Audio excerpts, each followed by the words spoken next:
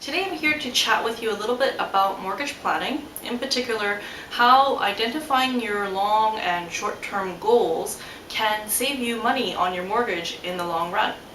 Now, what brought this up was that there have been a bunch of articles lately about some poor people who have been hit with really huge mortgage penalties, something like $20,000 or $30,000 in some cases. Now, I'm not saying this will happen to you.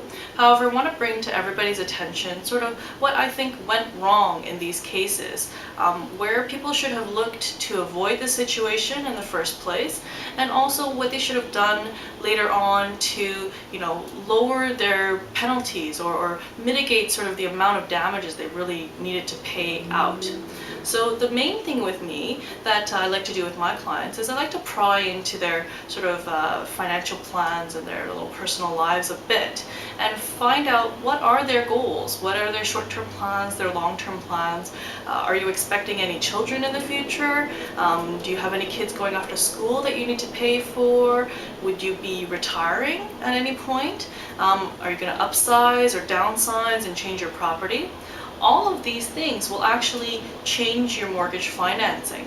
And if you're caught unaware, so if you've taken a long 5-year mortgage and you suddenly need to change something at the 2-year mark, you might be susceptible to a large penalty because you weren't prepared for it. So it's always good to really identify what will change in your life and plan your mortgage term around that. There's always a good reason to take a 1-year mortgage, a 2-year mortgage, a 3-year mortgage, and a 5-year mortgage, and one of those reasons will fit your scenario perfectly.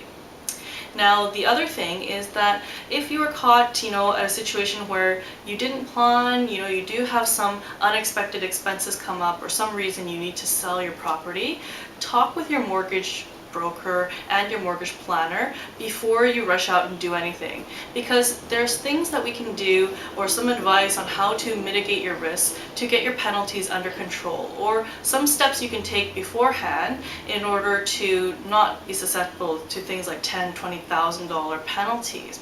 So if that's the situation you're in, or if you're just curious starting out and buying your first home and you want to make sure you get the right mortgage for you, then give us a call here at Finder Financial Services. We'll be happy to work through it with you. And we'd appreciate if you could click on the links over on the side to subscribe to our YouTube channel and get notified of our next video when it does come out. Thank you, and I'll talk to you next time. Bye-bye!